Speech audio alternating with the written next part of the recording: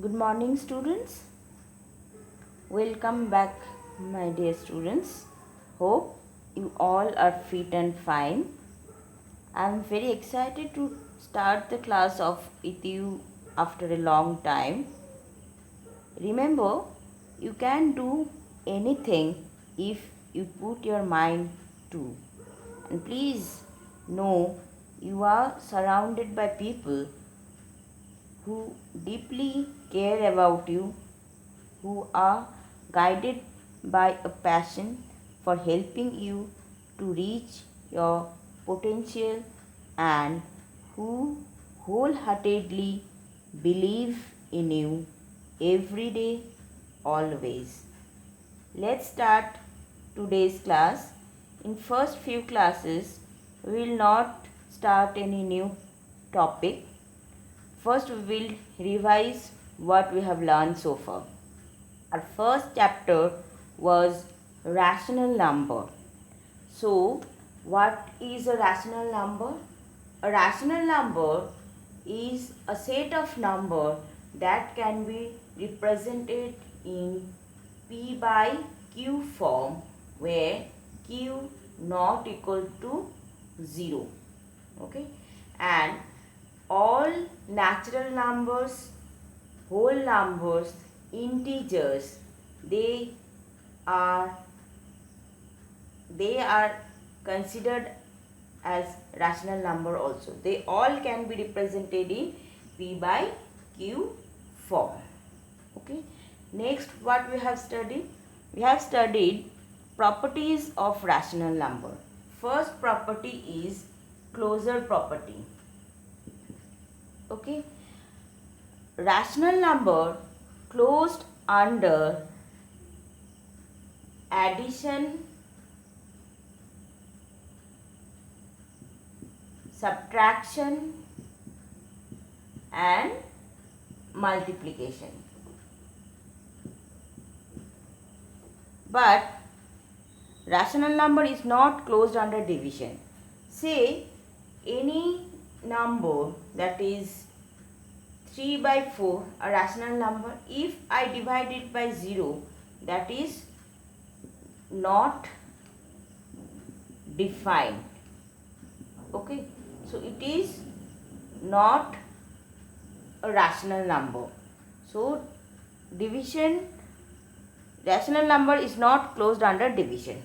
Next property is commutative property. Next property is commutative property. Commutative means order of an operation, means which operation we will do first and what we will do next. Addition and multiplication, they show commutative property, but subtraction and division, they are not commutative for rational number. Say if I subtract 3 by 4 minus 2 by 3, not equals to, if I change this order, 2 by 3 minus 3 by 4. Okay. Say if I divide 3 by 4, 2 by 3, that is not equals to 2 by 3 divided by 3 by 4. Okay. So they are not commutative for rational number. Next property is associative property. Next property is associative property. Associative property means making association or group. Okay. Like commutative property, addition and multiplication, they show associative property, but subtraction and division, they are not associative for rational number. Okay, that means 2 minus 3 minus 4 not equals to 2 2 minus 3 minus 4. Okay, so we cannot, these subtraction and division are not associative for rational number. Next is distributive property. Distributive property help us to open a bracket. Say a number like a into b plus c. Okay, these are a rational number. Take for an example. So you can write a into b plus a into c. So like if you take example of three rational numbers, say 2 by 3 into 3 plus 4 by 1 by 2. Using this distributive property, you can write 2 by 3 into 3 by 4 plus 2 by 3 into 1 by 2. This way it helps to open the bracket. Okay. Next, what we have learned? We have learned how to represent rational number on a number line. Okay. Say I have to represent a rational number, say 2 by 3 on a number line.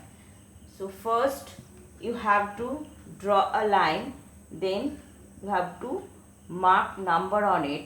Say this is, now remember that one unit has to be divided in that many equal parts, that it is in its denominator. So the denominator it is 3, that means one unit has to be divided in 3 equal parts. One unit means 0 to 1, that is 1 unit. 1 to 2, that is 1 unit. Means every unit has to be divided in 3 equal parts.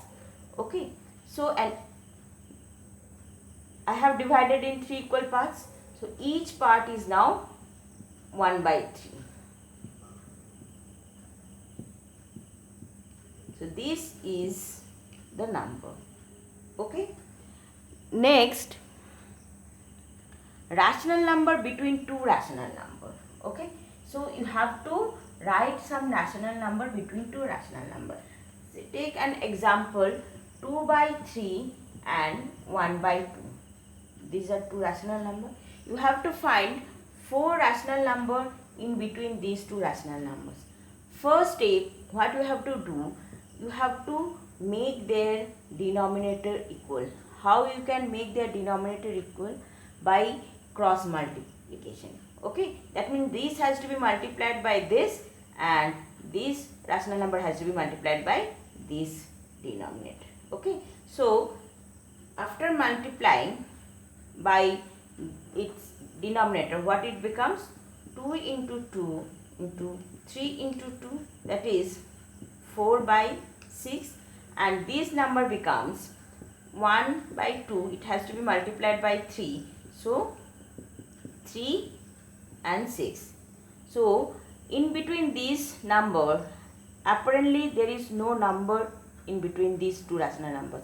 So what you can do, it can be written as, if you multiply both numerator and denominator by 10, and here also if you multiply it by 10, what can be written this 4 by 6 as 40 by 60.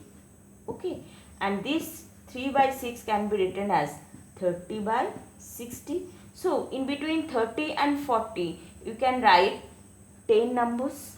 Okay, so I have told you have to write 4 or 5 rational numbers. So it will be 31 by 60, 32 by 60, 33 by 60, 34 by 60, 35 by 60, like this way. Understood? Next is, we have learned additive inverse. Additive inverse of a rational number. Okay? Additive inverse. Additive inverse is a number, when you add to a number, the result will become 0. So what will be the additive inverse of 2 by 3, it is minus 2 by 3. Okay, if it is minus, then its additive inverse will be of plus sign, plus 7 by 8. Next is multiplicative inverse or reciprocal. Okay, reciprocal or multiplicative inverse.